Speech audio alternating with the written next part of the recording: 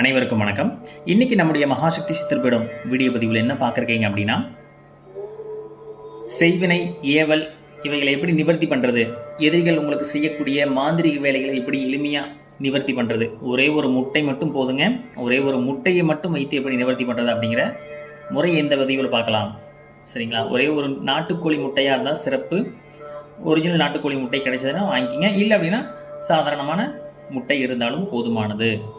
இந்த முட்டையை எடுத்து என்ன பண்ணுறீங்க அப்படின்னா, அதில் ஒரு உருவம் வரையணும். நீங்கள் ஆணாக இருந்தால் ஆண் உருவம் வரையணும். சரிங்களா? வரைந்து அந்த உருவத்தின் மத்தியில், உருவத்துடைய மத்தியில் உங்களுடைய பேர் எழுதுங்க. இல்லை டோட்டல் ஃபேமிலிக்குமே ஏதோ ஒரு பிரச்சனைகள் வந்துக்கிட்டு இருக்குது அப்படின்னா, ஒவ்வொருத்தருக்கும் தனித்தனி முட்டையாக செய்யணும். ஒரே முட்டையில் செய்ய முடியாது. சரிங்களா? அதனால் தனித்தனி முட்டையாக இருந்தால் சிறப்பு. இந்த முட்டையில் நீங்கள் ஆண் அப்படின்னா ஆண் உருவமும், பெண் அப்படின்னா பெண் உருவமும் வரையணும்.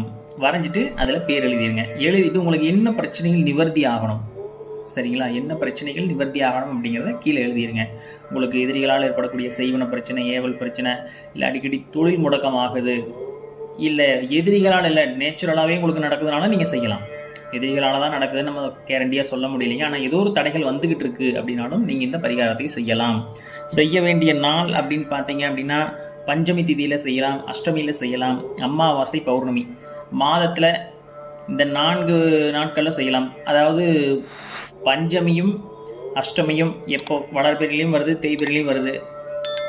அதனால் அதில் 4 நாள், இதில் அமாவாசை, பௌர்ணமி, மாதத்தில் 6 நாட்கள் நீங்கள் இந்த பரிகாரத்தை செய்யலாம். தொடர்ந்து செய்யணுமா அப்படின்னு கேட்டிங்க அப்படின்னா, உங்களுடைய பிரச்சனை நிவர்த்தி ஆகும் வரை தொடர்ந்து செய்வது நல்லது.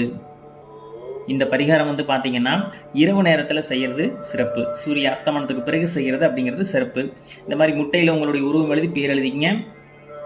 எழுதிட்டு உங்களுக்கு என்ன பிரச்சனைகள் நிவர்த்தி ஆகணும்னு கீழே எழுதியிருப்பீங்க. எழுதிட்டு இந்த முட்டை என்ன பண்ணணும் அப்படின்னு கேட்டிங்கன்னா,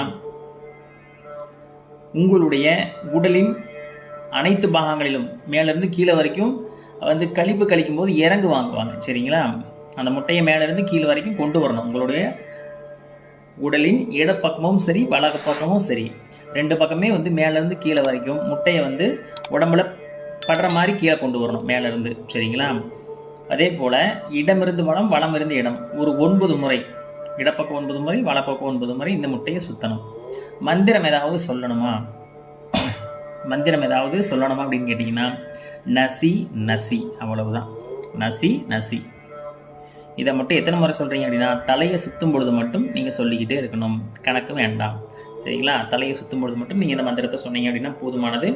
இதை மாதிரி சொல்லிட்டு மேலேருந்து கீழே வரைக்கும் திருஷ்டி கழிக்கிற மாதிரி கழிக்கணும். சரிங்களா? கழித்த பிறகு இந்த மாதிரி நீங்கள் இந்த முட்டையை செஞ்ச பிறகு என்ன பண்ணுறீங்க அப்படின்னா, வீட்டிலிருந்து கொண்டு போய் முச்சந்தியில், சரிங்களா, 3 தெருக்கள் அல்லது 3 சாலைகள் கூடக்கூடிய இடத்துல முச்சந்தியில் இந்த முட்டையை தூக்கி உடைச்சிட்டு நீங்கள் பாட்டுக்கு திரும்பி பார்க்காம வந்துடணும். திரும்பி பார்க்காம வந்துட்டு வீட்டுக்கு வெளியில் ஒரு கற்பூரம் கொளுத்தணும். சரிங்களா? வீட்டுக்கு வெளியில் ஒரு கற்பூரத்தை கொளுத்திட்டு வீட்டுக்குள்ளே வந்துடுங்க.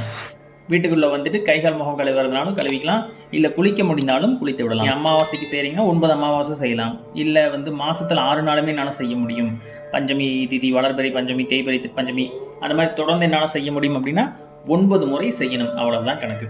சரிங்களா? அந்த 9 முறை செய்யும் பொழுதே உங்களுக்கு 100% நல்ல பலனை கொடுக்கும். ஏன்னா எந்த விதமான மந்திரம் எதுவுமே வேண்டியதில்லை. உங்களுக்கு என்ன பிரச்சனைகள் அது நிவர்த்தி ஆகணும் அப்படிங்கிறத நீங்கள் எழுதியிருக்கீங்களோ அந்த பிரச்சனைகள் எல்லாமே தானாகவே சரியாகும். ரொம்ப ரொம்ப ஒரு சிறப்பான ஒரு முறை அப்படின்னு சொல்லலாம். இது வரைக்கும் நீங்கள் நம்மளுடைய சேனலுக்கு சப்ஸ்கிரைப் பண்ணாமல் பார்த்துக்கிட்டு இருக்கீங்க அப்படின்னா மறக்காமல் சப்ஸ்கிரைப் பண்ணிக்கங்க. ஏன்னா அடுத்தடுத்த பதிவுகளில் ரொம்ப ரொம்ப எளிமையான முறைகளில் எப்படி சில விஷயங்களை நிவர்த்தி பண்ணுறது, எப்படி சில விஷயங்களை செய்கிறது அப்படிங்கிறது கொடுக்க இருக்கும். அதனால் இது வரைக்கும் சப்ஸ்கிரைப் பண்ணாமல் பார்த்துட்டு இருக்கீங்க அப்படின்னா மறக்காமல் சப்ஸ்கிரைப் பண்ணிக்கங்க. நன்றி, வணக்கம்.